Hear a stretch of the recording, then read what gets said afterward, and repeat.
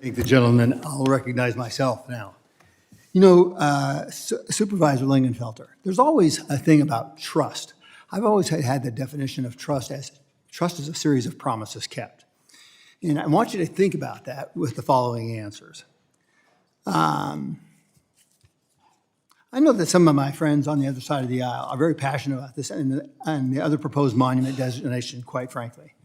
But I think we need to keep areas inside their own congressional districts to themselves.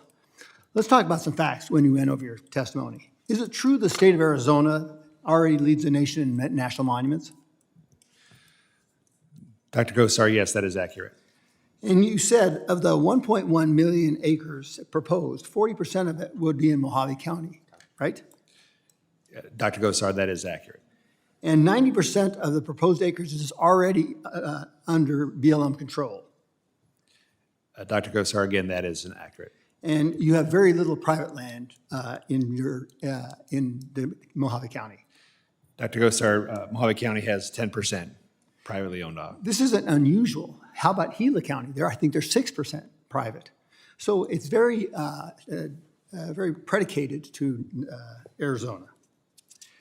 Do you think that this further restrictions by the monument designation and what type of additional restrictions anticipated on federal lands in your communities, what would be the impact potentially be?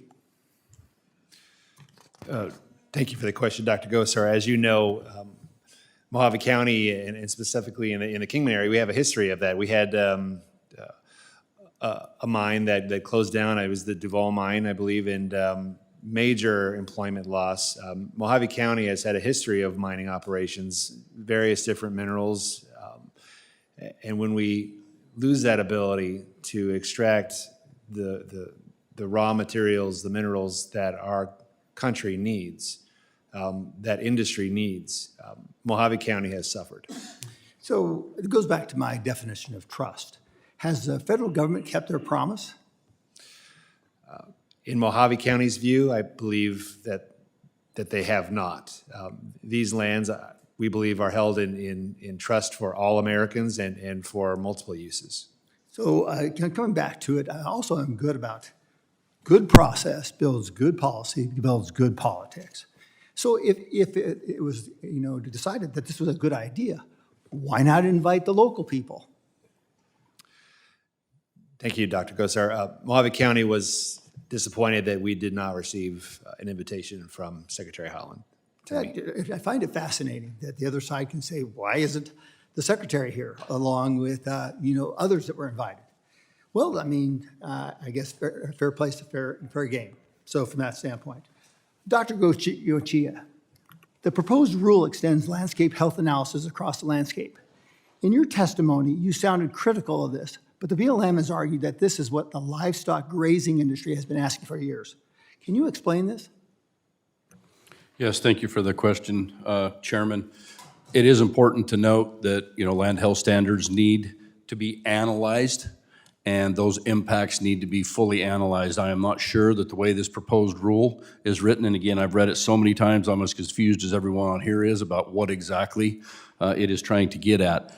But we can't, with a rule that puts conservation leases down, get to the underlying cause if we are not meeting land health objectives. We must analyze those, and that needs to be done through NEPA. I thoroughly agree. And along with the BLM, we also have Forest Service looking at leasing issues like in Arizona, where we're utilizing a tool, utilizing a tool from the University of Arizona on animal units per acre. So it's not just the BLM that's after this, it's also the Forest Service. Now, Dr. Gochia, as a state official, you know what it takes to develop a rulemaking that can withstand legal scrutiny and will achieve desired ends. In your written testimony, you talked about how BLM has created a system rife with abuse. Can you explain that? Sure, yeah, rulemaking is obviously very critical, and there's no state agency that would propose a rule such as this without going through the process and without knowing what those sidebars are. I think it's important to note that the Supreme Court has been very clear about what the federal agencies can and can't do outside their congressionally set sideboards. I believe that they are here. They are amending FLTMA without using Congress. And it will not stand up to a legal challenge, nor would a rule in the state of Nevada if we did not go through the proper process. I thank the gentleman. I'm going to propose a lightning round. If you like, these folks came for a long period of time. Why not do a lightning round? Would you be able to do that? Sure, I'd like to do Let's the do it. questions first. Oh, I forgot. I'm sorry. All right, well, I always appreciate the chairman's